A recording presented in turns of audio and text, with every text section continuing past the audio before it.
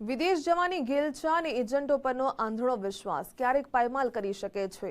મહેસાણામાં એક આવો જ સનસનાટી ભર્યો કિસ્સો પ્રકાશમાં આવ્યો છે, જ્યાં ઓસ્ટ્રેલિયા જવાના સપના જોતા બે યુવાનો 64 લાખ રૂપિયાની લૂંટનો શિકાર બન્યા છે। મહેસાણાના રાધે ગેસ્ટ હાઉસમાં બનેલી આ ઘટનાએ સમગ્ર પંથકમાં ચકચાર મચાવી દીધી છે। મહેસાણાના સિદ્ધાર્થ અને મુકેશભાઈ વણજારા ઓસ્ટ્રેલિયા જવા ઈચ્છતા હતા। તેમની આ મજબૂરીનો ફાયદો ઉઠાવ્યો નિલેશ બ્રહ્મભટ્ટ નામના એજન્ટે। નિલેશે યુવાનોને વિશ્વાસમાં લેવા માટે અમદાવાદથી દિલ્હીની ફ્લાઇટ ટિકિટ પણ કરી આપી। જ્યારે યુવાનો દિલ્હી પહોંચ્યા ત્યારે પાછળથી મહેસાણામાં પૈસાની લેવડ દેવડ માટે નિલેશે પોતાના માણસોને મોકલ્યા।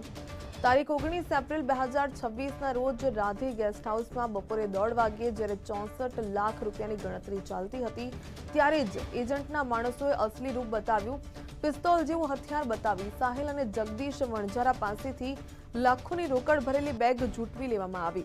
લૂંટારુઓ નંબર પ્લેટ વગરની કારમાં ફરાર થઈ ગયા। ઘટનાની ગંભીરતા જોઈ ડીવાયએસપી દિનેશસિંહ ચૌહાણના માર્ગદર્શન હેઠળ એલસીબી અને એસઓજીની ટીમો કામે લાગી। સીસીટીવી અને ટેકનિકલ સર્વેલન્સની મદદથી જાણવા મળ્યું કે આરોપીઓએ ઊંઝા પાસે ગાડી પર રાજસ્થાનની નંબર પ્લેટ લગાવી હતી। પોલીસે ત્વરિત કાર્યવાહી કરી જોધપુરથી વિશનસિંહ રાઠોડ અને વડોદરાથી ભાવેશ વાણંદની ધરપકડ કરી છે। તેમની પાસેથી લૂંટના 24 લાખ રૂપિયા અને ગુનામાં વપરાયેલી સ્વિફ્ટ ડિઝાયર કાર જપ્ત કરવામાં આવી છે।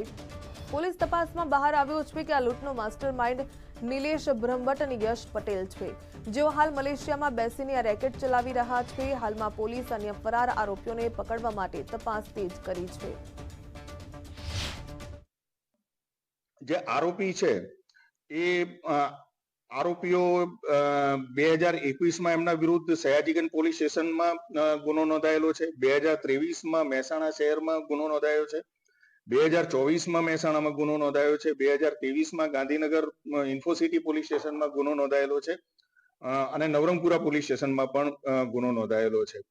એમાં જે વિશનસિંહ ભંવરસિંહ રાજપૂત છે, જે રાજસ્થાનનો રહેવાસી છે, એના 2024માં બિલાડા જોધપુર રાજસ્થાન ખાતેનું જે પોલીસ સ્ટેશન છે ત્યાં મારામારીનો ગુનો પણ એના વિરુદ્ધમાં નોંધાયેલો છે અને 2022માં એનો ગોપાલગંજ જોધપુર પોલીસ જિલ્લાનું જે પોલીસ સ્ટેશન છે ત્યાં આ ગુનો નોંધાયેલો છે।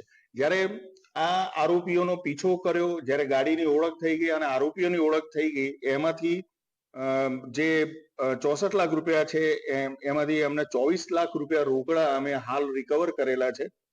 સ્વિફ્ટ ડિઝાયર ગાડી જે RJ19 CM 9169 નંબરની જે ગાડી છે એ અમે રિકવર કરેલી છે અને સાથે સાથે બીજા જે 3 મોબાઈલ ફોન કે જે આ ગુના કરવા દરમિયાન એમણે વાતચીત માટે જે ઉપયોગ કરેલો હતો એ મોબાઈલ ફોન પણ અમે રિકવર કરેલા છે।